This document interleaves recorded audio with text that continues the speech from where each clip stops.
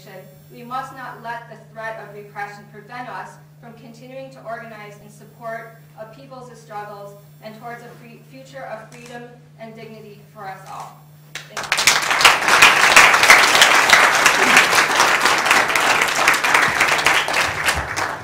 Thank you, Maureen. Our next speaker is Laila Ali from In the Name of Humanity. She's a 16-year-old activist, originally from Alexandria, Egypt. So please welcome Laila.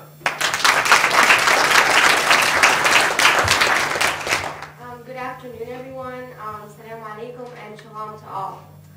I'd like to begin by saying that I'm very honored to have this opportunity to speak here in such a remarkable event, and I thank all of you for welcoming us with open arms. I would like to begin with saying a quote that was stated by an honorable man known by the name of Dr. Martin Luther King Jr. An individual has not started living until he can rise above the narrow confines of his individualistic concerns to the broader concerns of all humanity.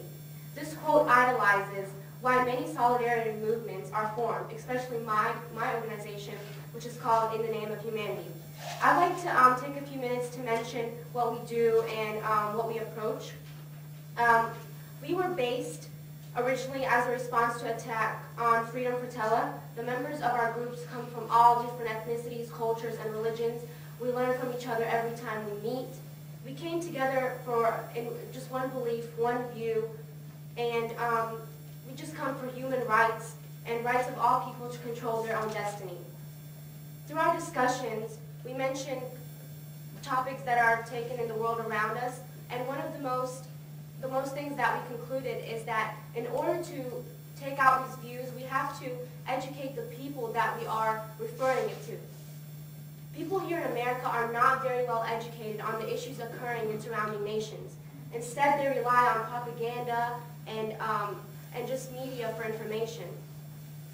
So that causes dilemmas for us to give them our views on such sensitive topics like the occupation in Palestine. Israel, to most Americans here, is a victim, or it's a wall that America lies on. The U.S. alone spends an average of about $3 billion a year on Israel, much of which goes to the military and is used against the Palestinian people.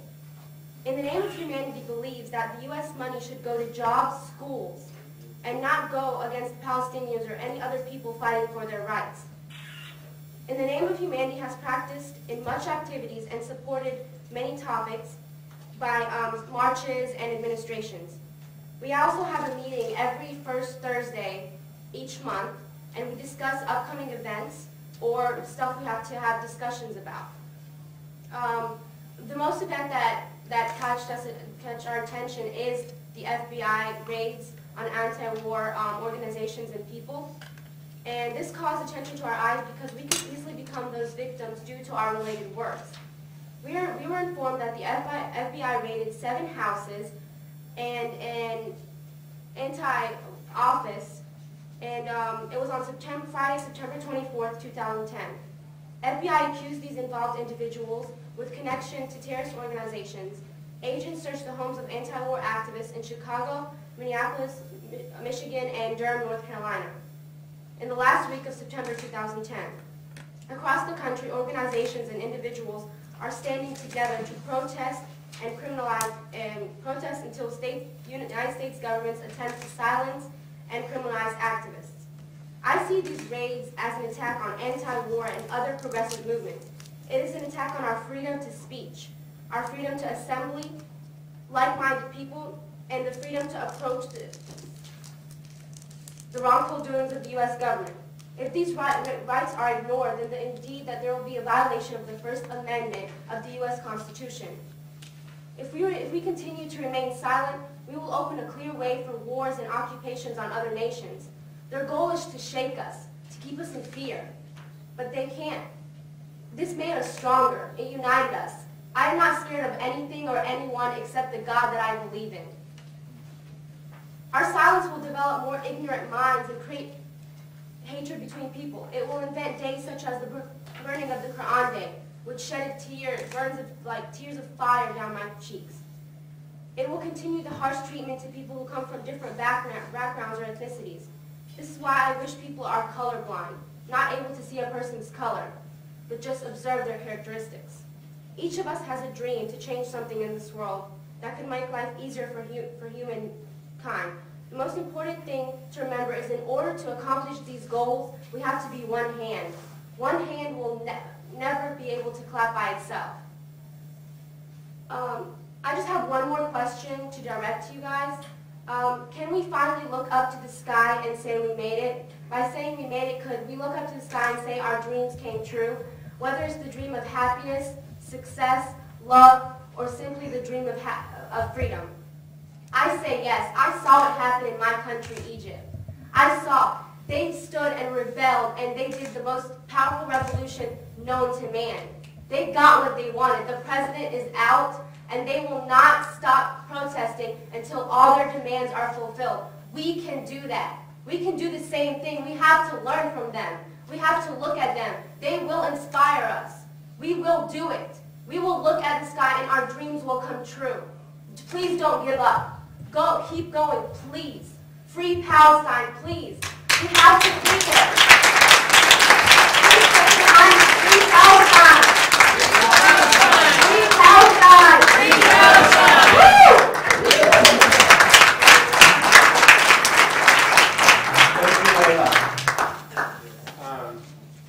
Woo! Okay, our next speaker is Khalila Sabra. And she's a tireless advocate for the rights of Afghan and Palestinian refugees. She's spoken at a number of our demonstrations outside the Raleigh Federal Building denouncing these FBI attacks on our movement, and we're very glad she's here today, so please welcome her. I'd like to talk about the purpose of investigating dissenters. I believe at the end of the day, it may seem bizarre, and in some cases, it will probably end up being very useless. But if it were not, except for the fact that it has been so cleverly effective, it requires the worst kind of inconvenience, a lot of agitation, and the right amount of personal scrutiny to bring about the kind of intellectual emasculation needed to hush those people who insist on speaking out against injustice, especially when those injustices involve our own government in a conspiracy. Some of you might remember once upon a time there was a verse which was typically recited by most children in America. It went every day in every way, it is our duty to obey. I don't know if anybody else knows. And for those who are not reciting this verse today are certainly still learning something like it. What does it do? It instills the willingness to say no. Okay, not to say no. An application involves the citizen right away in the positive affirmation of the industry of war, occupation, unequal education, and a simulation of democratic options by the ritual of meaningless election choices between candidates of virtually identical positions. And, I hate to say that, I'm pro-Obama and all that good stuff, but something happened after he was elected. It has not worked for our benefit. You just didn't know before he got elected. So what happens, it takes no courage, no conviction, no action, no decision to say yes to processes like this. In effect, what the government is willing to approve is an affirmative approach that is pretty much the same thing you can do when you're asleep. The fact that progressives are not welcome or respected, the fact is progressives are not welcome or respected in this and most other nations until they've been dead about 20 or 30 years. Monroe, King, and Malcolm X were considered dangerous. They were detested by the American government when they were alive, considered to be intellectual explosives. J. Edgar Hoover did everything within his power to destroy King and silence his voice. Now, Martin Luther King's birthday is a national holiday. It seems to be the rule of thumb in the United States that the only acceptable rebel is a dead one. Often the governing bodies of this country create a bunch of complexities and build walls around its own self-proclaimed system of democracy and civil rights. Within its powerful, very powerful, ideological, constrained nation, it is extremely dangerous for any of us to say no.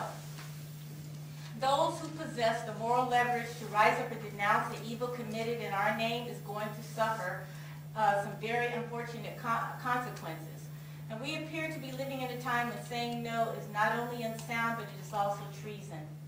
Those who stand up represent a dangerous level of contamination because these people just might make a larger group of people resist and rebel.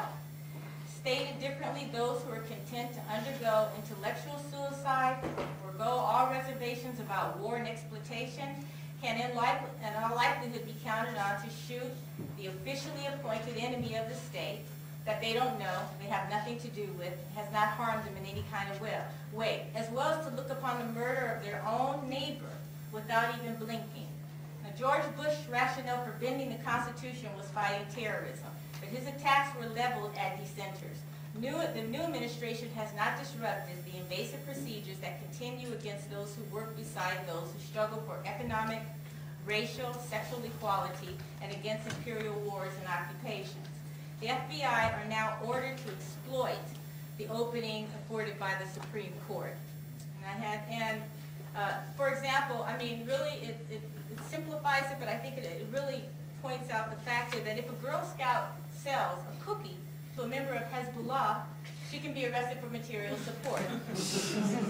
Now, if the FBI is serious about investigating material support for terrorism and not cracking down on domestic dissent, they could have raided the corporate office of Coca-Cola.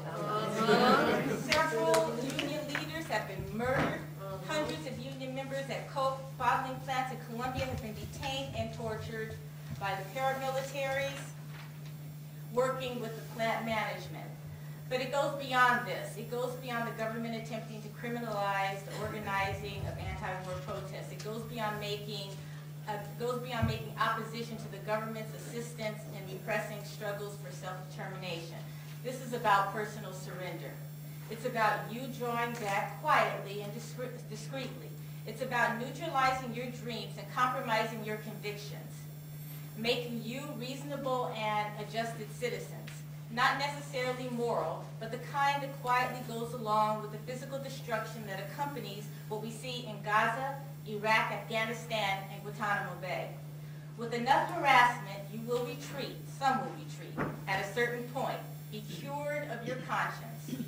I'm not suggesting that anyone is going to try to convince you not to be a good person, but not a good citizen. The majority of American people are good people. Good people who talk about things that they don't really intend to change. They don't mind investigating pain while sitting in an expensive condo. Somehow they've been tricked into dividing the words they speak from the lives that they live. And that social transformation comes from investigating people like you. So you see, it's really not about investigation, it's about the government's ability for intervention. Power knows where its own interest lies. So do those mechanisms like the FBI that serve and strengthen that power.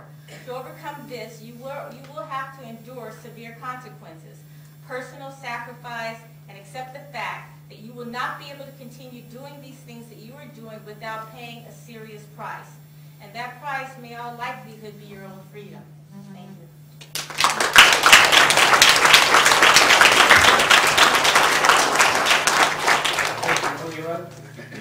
Our next speaker is going to be Jennifer Ruthinger.